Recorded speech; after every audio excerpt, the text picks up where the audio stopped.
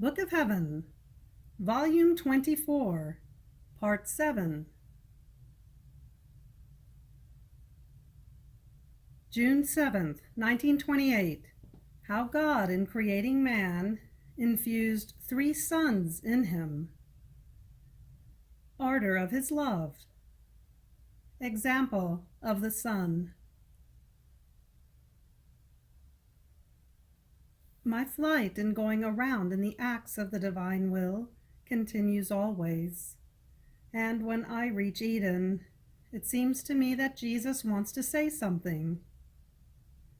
The memory, the place in which he created man, his creating will, his displaying love, the prerogatives, the beauty with which he created man, the goods, the grace with which he enriched him, are the sweetest and dearest memories for his paternal heart, that makes him drown with love.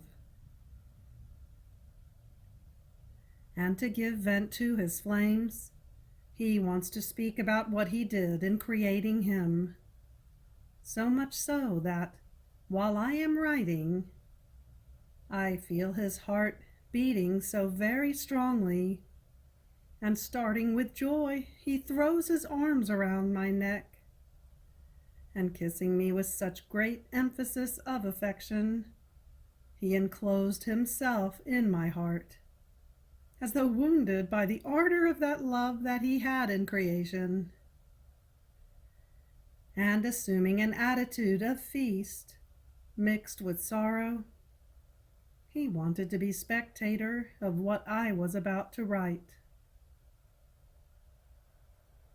So Jesus had told me, "My daughter, how many prodigies of ours concurred in creating man. With our breath, the soul was infused in him, in which our paternal goodness infused 3 sons, forming in it the perennial and refulgent day, not subject to any night. These 3 sons were formed by the power of the Father, by the wisdom of the Son, by the love of the Holy Spirit.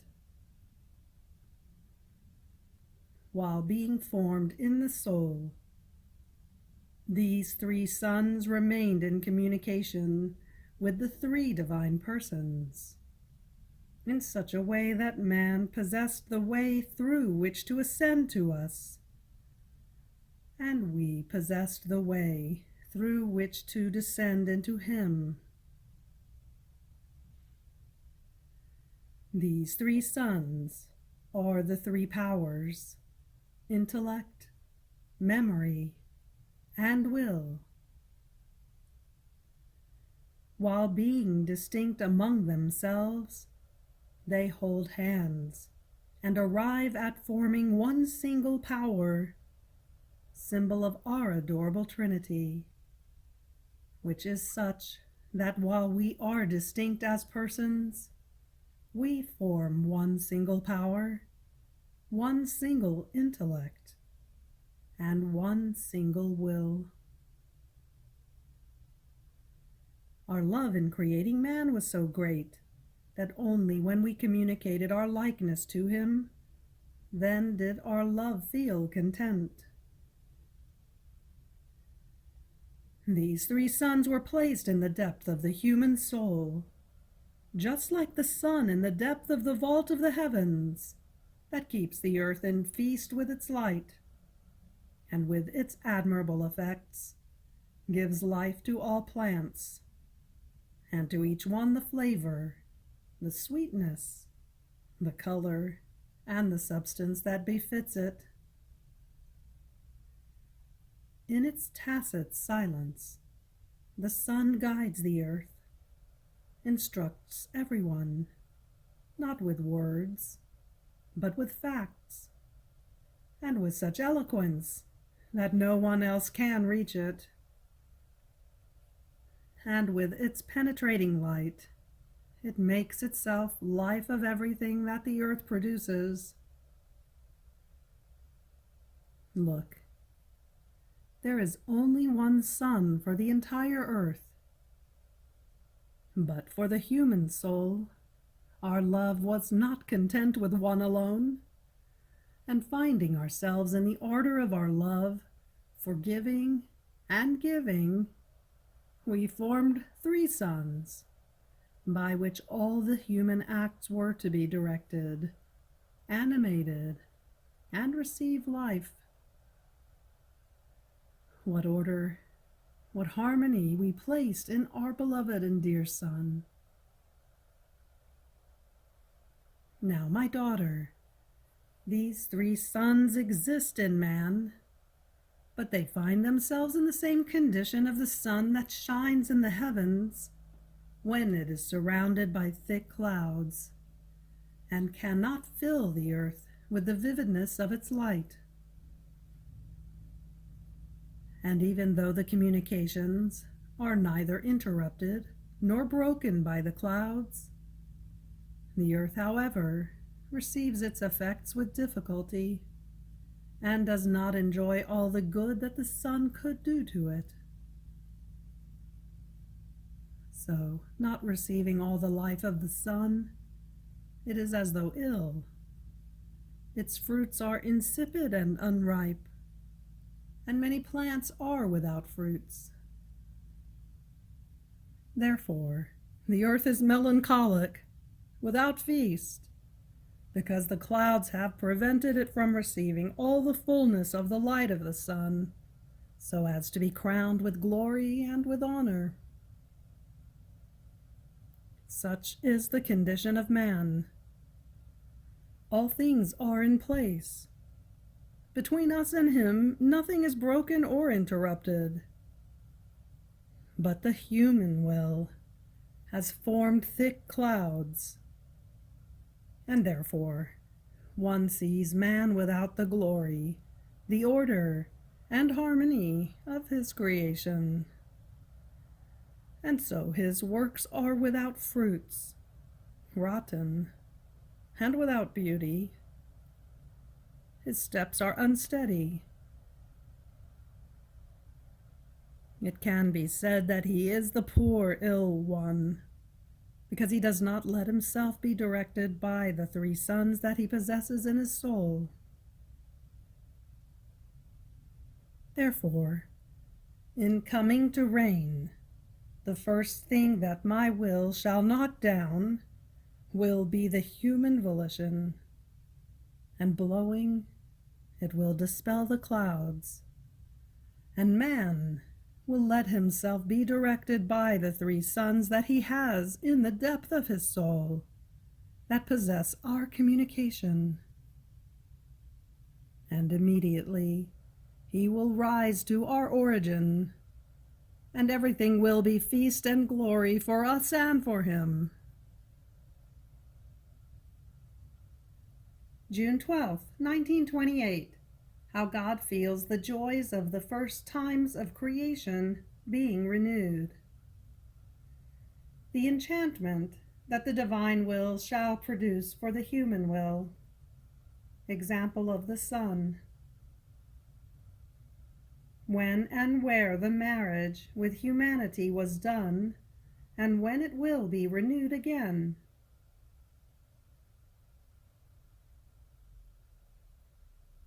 I continue my round in the acts that the divine Fiat did in creation, and that it still preserves in its own hand, with such power and wisdom, as if in each act it repeated the act already done, while it is nothing other than the continuation of one single act.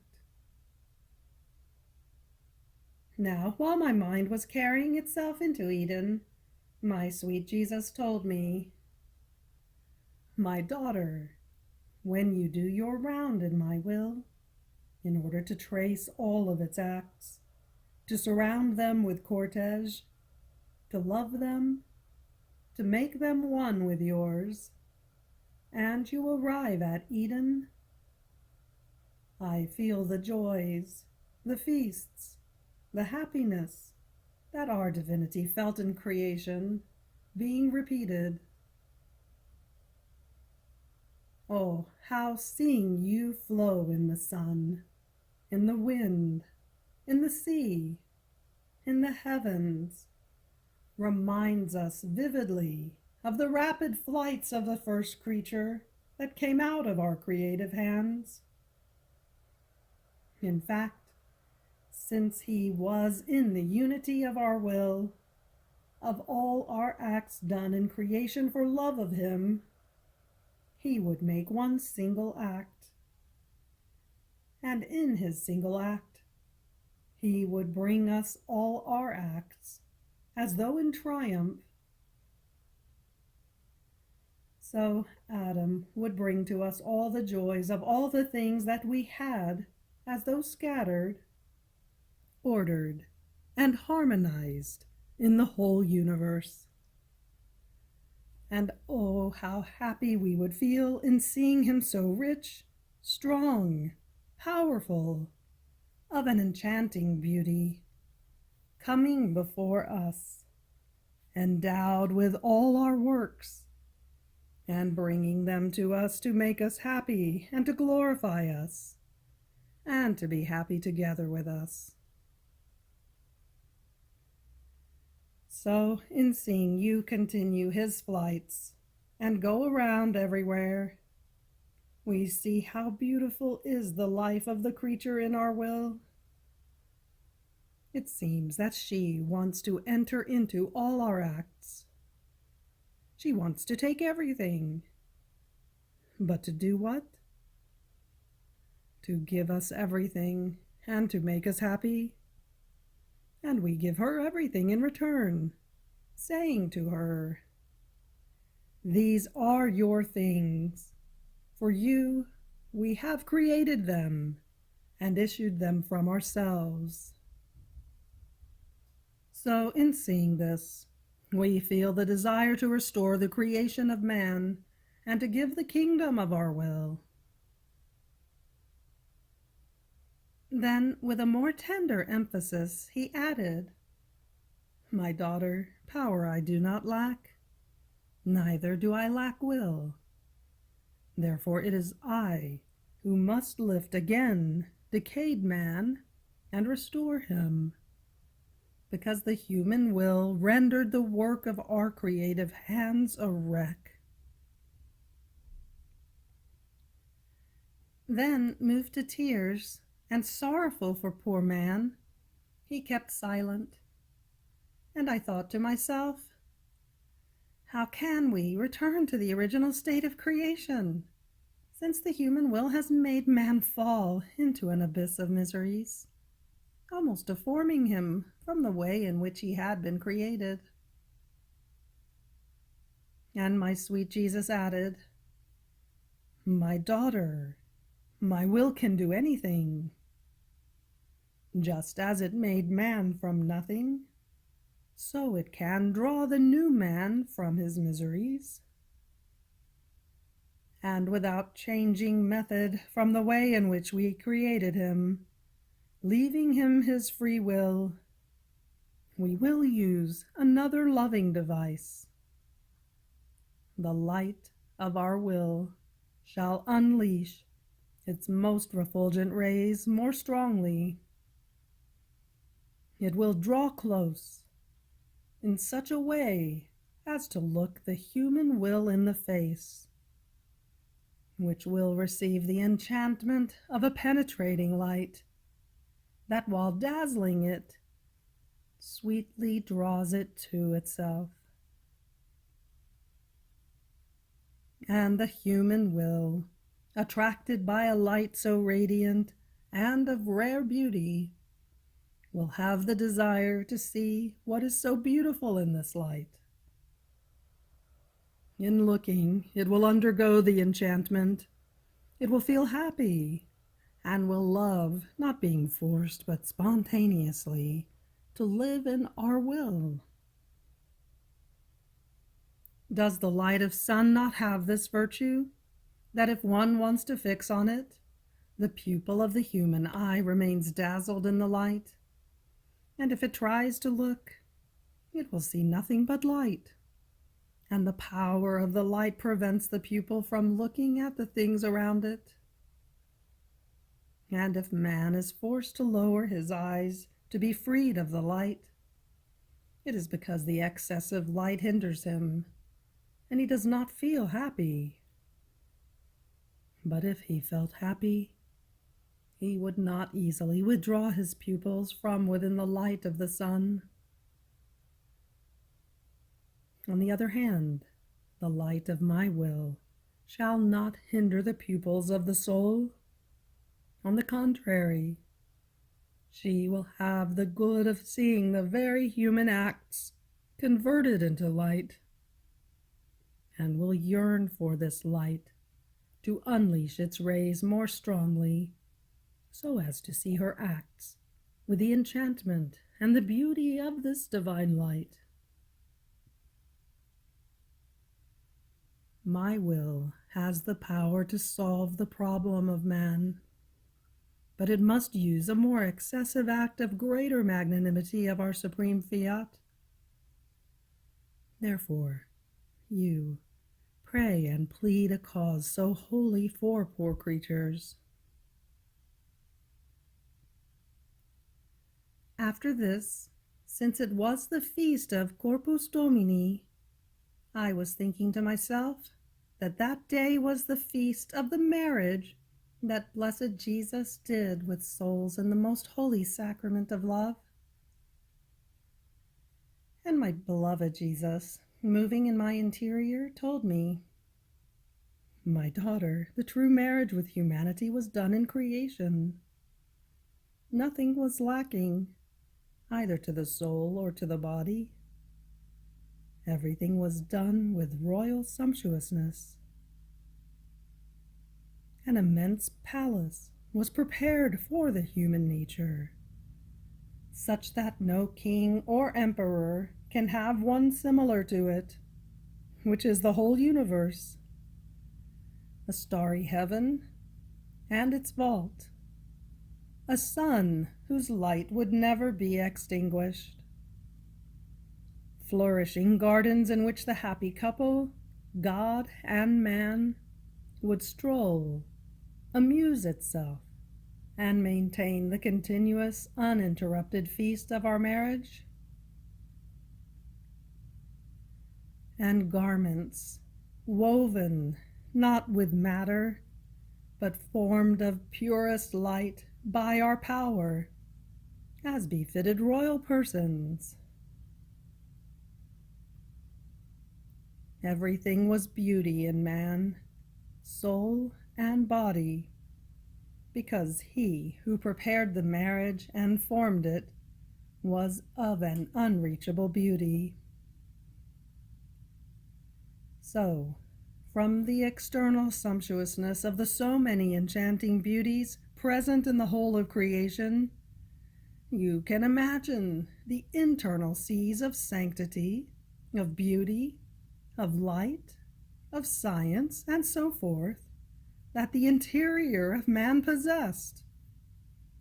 All the acts of man, internal and external, were as many musical keys that formed the most beautiful melodies, sweet, melodious, harmonious, that maintained the joy of the marriage.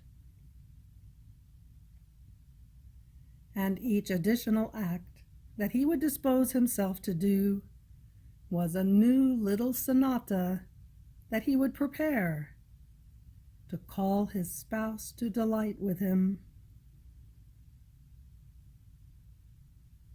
My divine will that dominated humanity brought him the new continuous act and the likeness of the one who had created him and married him. But in such great feast, man broke the strongest bond, in which lay the whole validity of our marriage, and through which it had been in force. He withdrew from our will. Because of this, the marriage was broken, and since all the rights were lost, only the memory of it was left. But the substance, the life, the effects no longer existed. Now, the sacrament of the Eucharist, in which my love overabounded in all possible imaginable ways, cannot be called either the first or the true marriage of creation, for I do nothing but the continuation of what I did while being on earth. According to the needs present in souls, with some I make myself the compassionate doctor in order to heal them, with some the teacher to instruct them, with some the Father to forgive them, with some light to give them sight. I give strength to the weak, courage to the timid, peace to the restless. In some, I continue my redemptive life and virtue. However, all these miseries exclude the true marriage. No young man marries a young woman who is ill. At most he waits for her to recover, or a young woman who is weak and who offends him very often. And if the groom is a king and loves her, at most he waits for the bride to get well, to love him, and for her condition to become somehow satisfactory and not so inferior to his. Now, the condition in which poor humanity finds itself is still that of a poor ill one, and I am waiting for my will to be known and to reign in the midst of creatures, for it will give them true health, royal garments, beauty worthy of me. Then will I form again the true and original marriage. June 16th, 1928. Example of a spouse when he separates in court, as God did from the beginning of the fall of man. The new engagement for the marriage was done on the cross. The fulfillment of the divine will.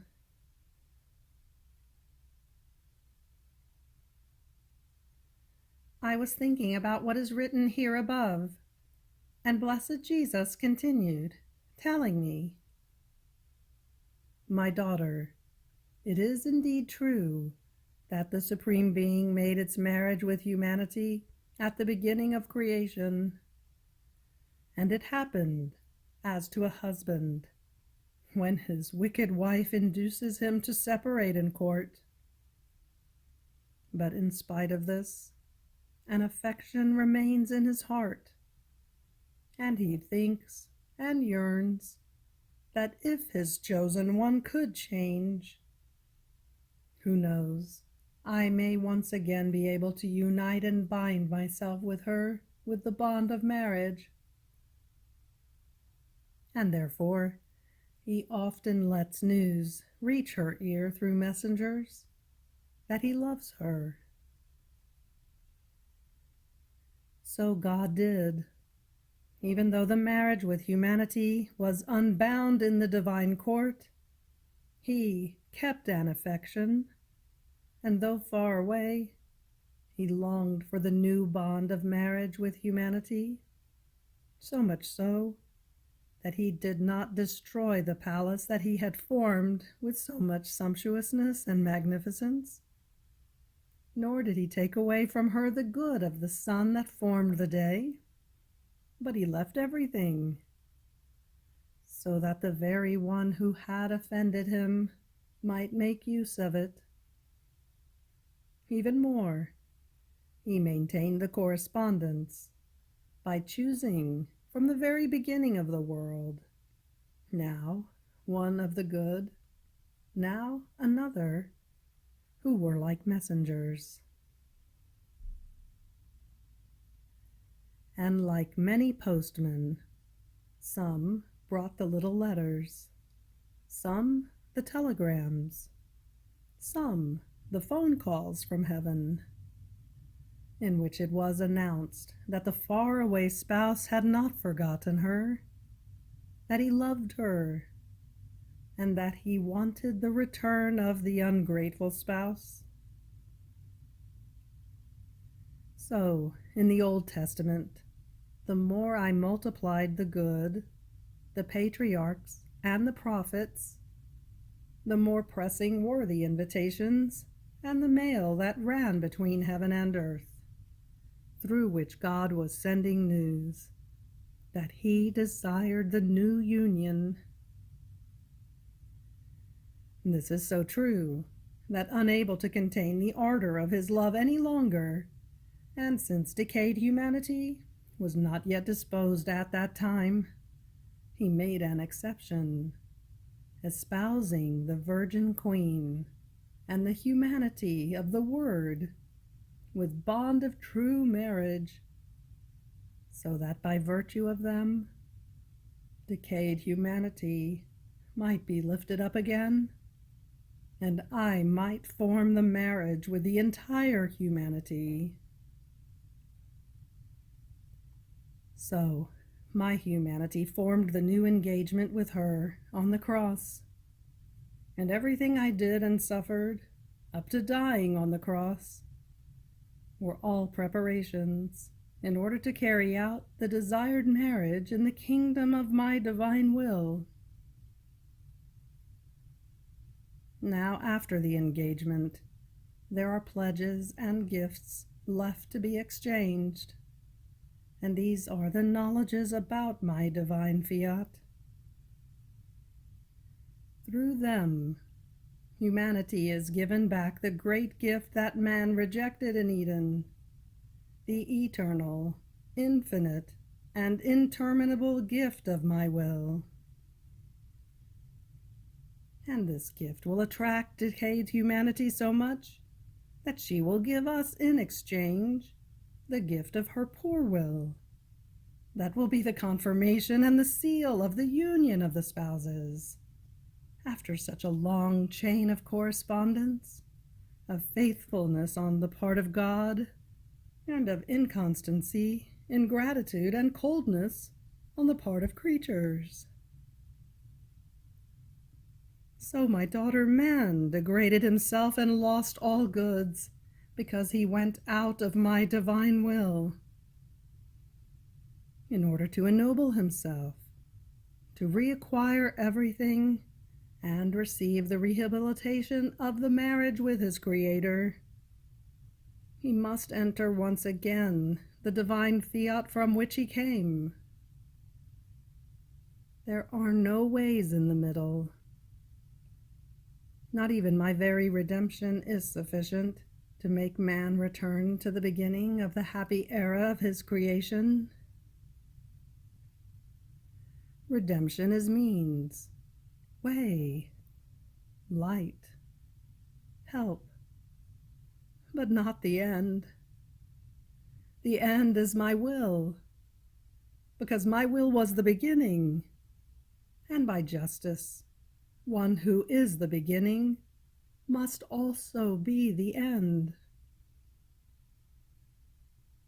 Therefore, humanity must be enclosed in my divine volition, to be given back her noble origin, her happiness, and to place the marriage with her Creator in force once again.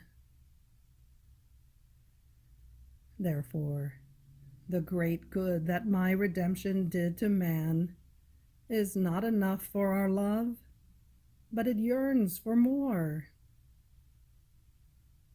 True love never contents itself. Only then is it content when it can say, I have nothing else to give him. And knowing that man can return to be happy, victorious, glorious, in the noble state in which he was created by God, and this by means of my will reigning in their midst.